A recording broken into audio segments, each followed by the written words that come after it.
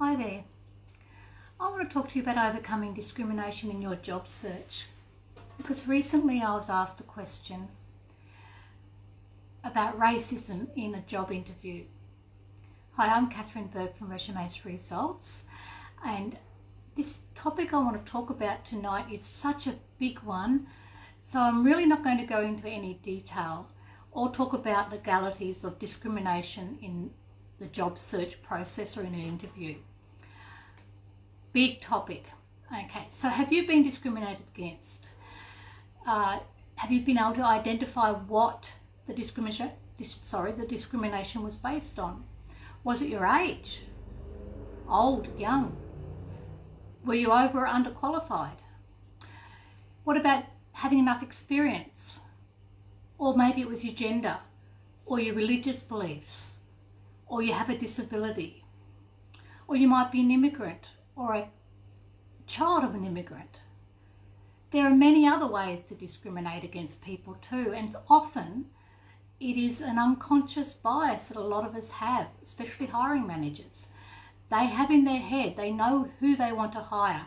They've got this picture of the perfect person. Okay, so what can you do to minimise discrimination? Well, as I said, I'm not going to talk about the big issues and the legalities of it. I just want to talk about some simple things that you can do with your resume and in your interview that will minimise you not getting offered that job through discrimination, either consciously or unconsciously from the other person's perspective. So in your resume, there are a few things you can do with your resume. So, for example, don't include your date of birth. If you've been in the workforce for many years, don't include the year you left high school. Don't include your marital status, or don't include your gender or your nationality if you're not Australian and you think that might go against you. Okay. Don't include a photograph, because that gives away a lot of things. And once again, remember, they have this picture in their head of who they want to employ. Okay, and a lot of people make decisions on what we look like. They don't mean to, but they do. So that's your resume, and there's probably a few other things that have just slipped my mind now. It is 8 o'clock at night and I have been watching the cricket, so I've just raced in here to do this. Anyway, what about if you get to the interview? So you've done all the things I suggested with your resume, you've taken out anything that may give away things like your age, your experience or lack of, your qualifications, how long ago you finished school, your marital status, your religious beliefs, your ethnic background. Some of those things I understand can't be hidden on a resume because it's the language that has to be used for your name, like your name, for example. Anyway, let's assume that you get offered an interview. So at the interview, you can't hide your age or your ethnic background to some degree, or your accent. Okay, you can't hide any of those things, but you reached an interview, so you are safe to assume that the hiring manager believes you've got the skills and the experience for the role. And all those other things I've mentioned are no reason not to employ you. So you need to focus on building a relationship with the hiring manager while you're in that interview. Take the focus off your age.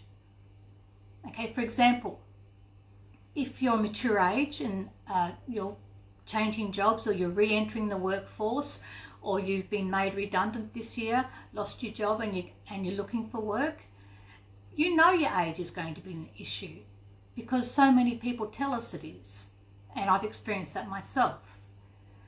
So when they say, tell us about yourself, bring your age up.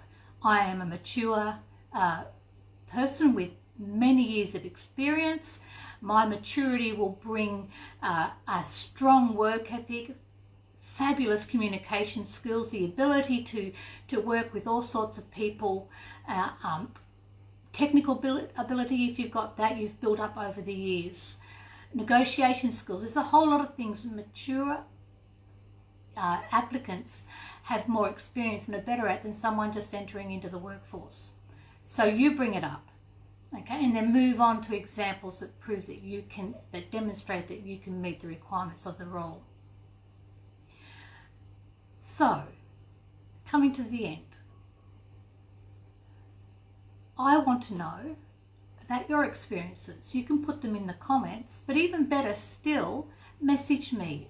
I would like to know in a little bit more detail your experiences, because what I want to do is write a blog and collate experiences that are common to all of us with discrimination and tips that you found that worked for you when you went for an interview. What did you do with your resume? What did you do at the interview? Okay, how did you overcome any barriers based on discrimination? Okay, so message me. Just message the button down the bottom, send me a message, and I will respond, maybe not 9 or 10 o'clock tonight, but I will respond within 24 hours and would really appreciate your feedback and your comments. Enjoy the rest of your evening, especially if you're watching the cricket. I don't know who you're going for, but I hope your team wins. Bye.